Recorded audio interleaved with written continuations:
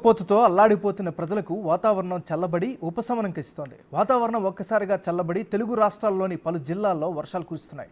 మరో 3 రోజుల పాటు ఇలాగే ఉంటుందని వాతావరణ శాఖ తెలిపింది. ఉరుములు, మెరుపులు, ఈదురుగాలులతో కూడిన భారీ వర్షాలు కురుస్తాయని హెచ్చరికలు జారీ చేసింది. ఈ క్రమంలోనే పగటిపూట ఉష్ణోగ్రతలు తగ్గుతాయని అంటున్న వాతావరణ శాఖ అధికారి శ్రావణితో మా ప్రతినిధి అంజుమా ఫేస్ టు ఫేస్.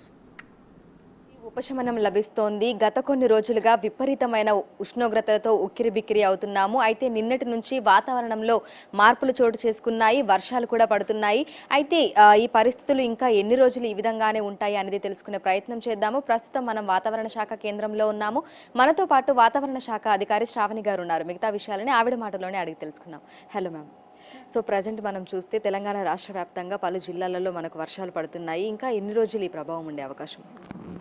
మనకి దాదాపుగా ఉత్తర విదర్భ ప్రాంతం నుంచి దక్షిణ తమిళనాడు వరకు కూడా ఒక ఆవర్తనం అనేది విస్తరించింది ద్రోణి. ఈ ద్రోణి యొక్క ప్రభావం వల్ల వచ్చే 3 రోజులు కూడా మనకి వర్షపాతం నమోదే అవకాశం ఉంది.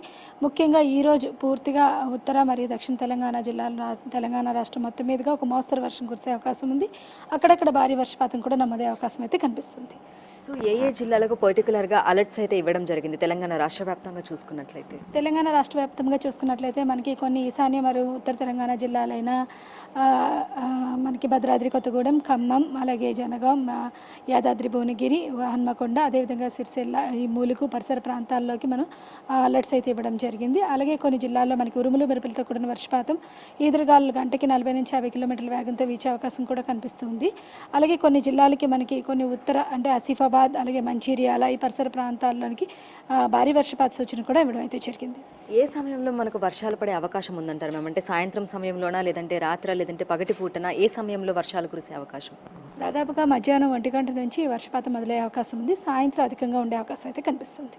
వీటితో పాటుగా మనం చూసుకున్నట్లయితే వర్షాలకు సంబంధించి అలర్ట్స్ ఇవ్వడం జరిగింది. ఎల్లో, ఆరెంజ్ అలర్ట్స్ అయితే ఇవ్వడం జరిగింది. దీంతో పాటుగా వడగాల్పుల గురించి కూడా ఇవ్వడం జరిగింది. సో వడగాల్పుల తీవ్రత ఏ జిల్లాలలో ఎక్కువగా ఉంది? వడగాల్పులు అయితే ప్రస్తుతానికి అయితే ఏమి లేవు. ఉత్తర తెలంగాణ జిల్లాలో 41 నుంచి 44 డిగ్రీల మేర నమోదే అవకాశం ఉంది. కానీ వర్షపాత సూచన మీద అవకాశం అయితే ఉంది. ముఖ్యంగా ఉరుములు మెరుపులతో కూడిన వర్షపాత సూచన ఉన్నందున కొన్ని జిల్లాలకు మనకి ఆరెంజ్ కలర్ కూడా అలర్ట్ ఇవ్వడం జరిగింది.